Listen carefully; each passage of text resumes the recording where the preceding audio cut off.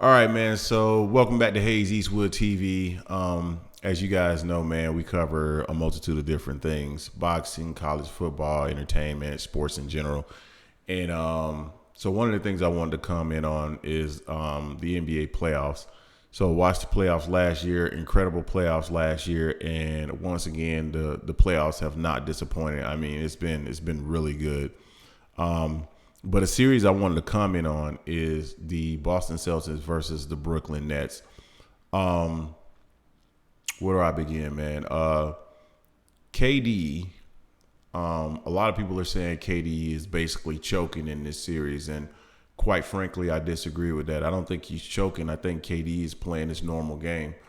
I think KD is struggling significantly because of the level of physicality in the game.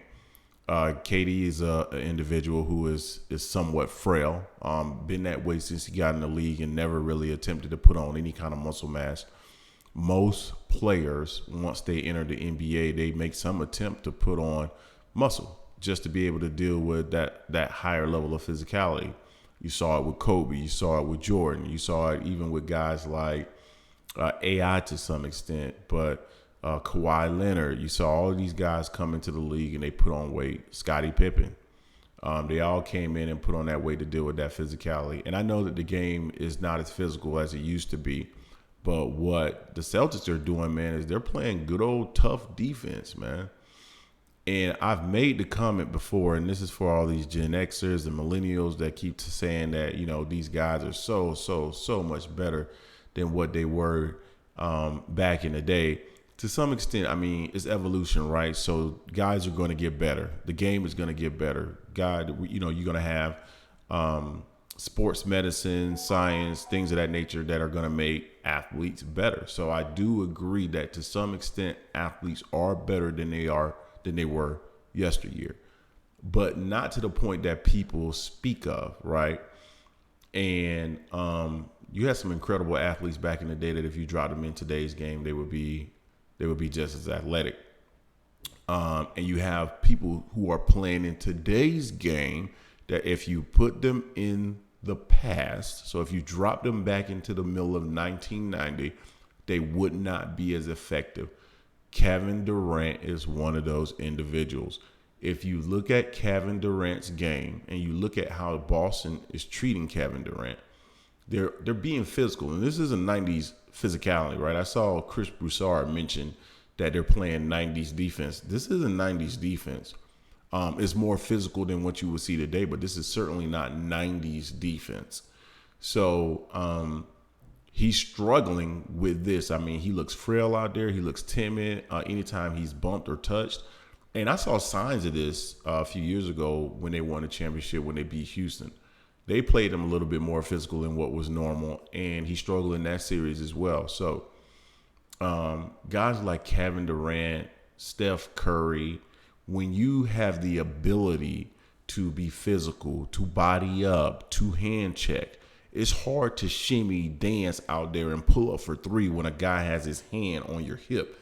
He doesn't have to back up and try to play you with just his feet. He can crowd you. He can put his hand on your hip. He can use his shoulder. All these different things that you can do back in the day to help offset someone's offense that you can't do today. Steph Curry would be in the league in 1990, but he wouldn't be Steph Curry. He'd be, I don't know, man. At best, he'd be Chris Jackson. At best. At worst, he'd be someone like BJ Armstrong or something like that. So Kevin Durant, I can't even say Kevin Durant would be in the league. I mean, at 6'10", those guys would hammer him. I mean, he wouldn't be able to get anything done. He's too weak. So, I mean, KD is what he is, man. I mean, he's a great player. Like his game. Love to see the crossover, the pull-ups. Definitely a skilled player, and you didn't see that back in the day. But if you dropped him in the middle of 1990, I mean, I can't see him being successful.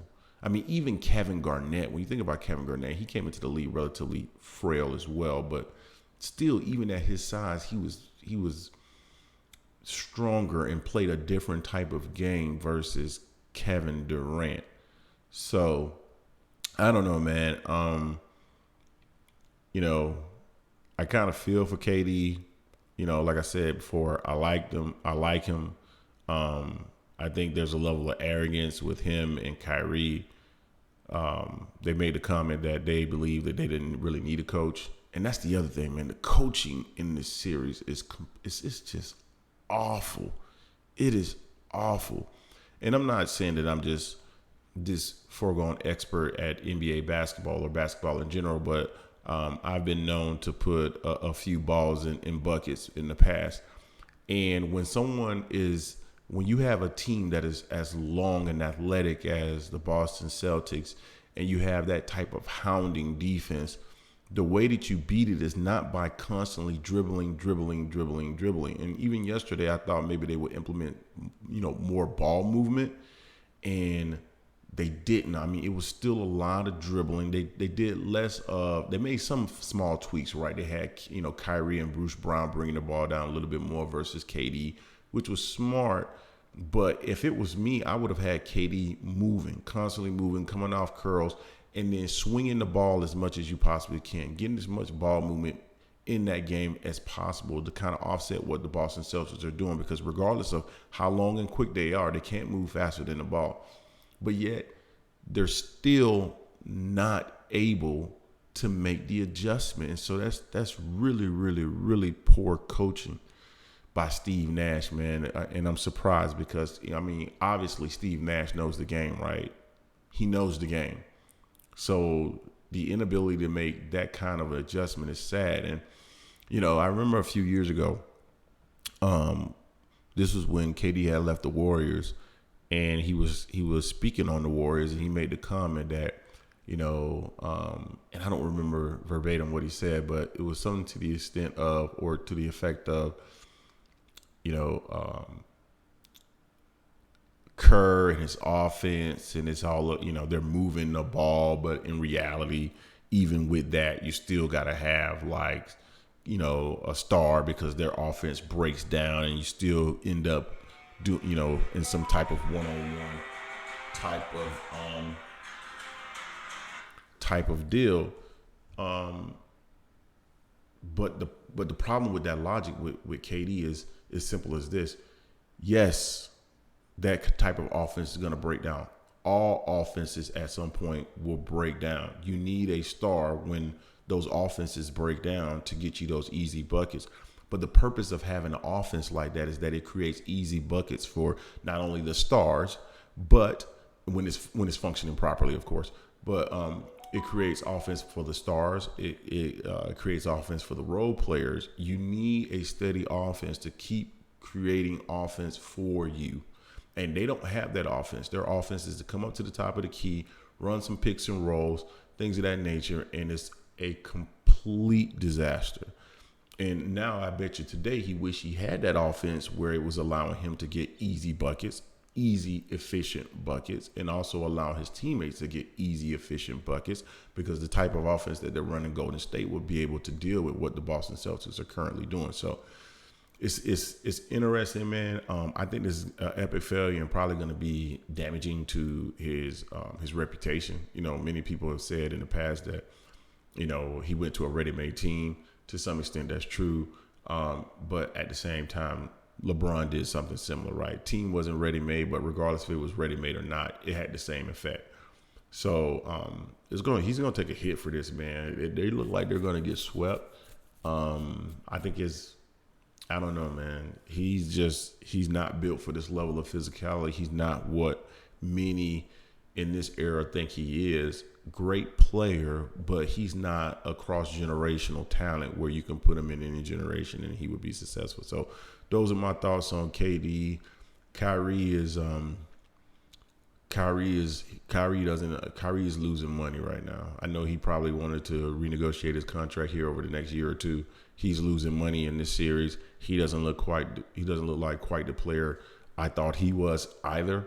So it's going to be interesting to see what direction they go. I'm wondering if they're going to roll Ben Simmons out there, which I don't think it's going to help them either. Maybe defensively, but other than that, I don't think it's going to help them in this series. So we'll see what moves they're going to make. More than likely, this is probably Steve Nash's last season. All right, guys, you guys tell me what you think in the comment section. Until next time, peace.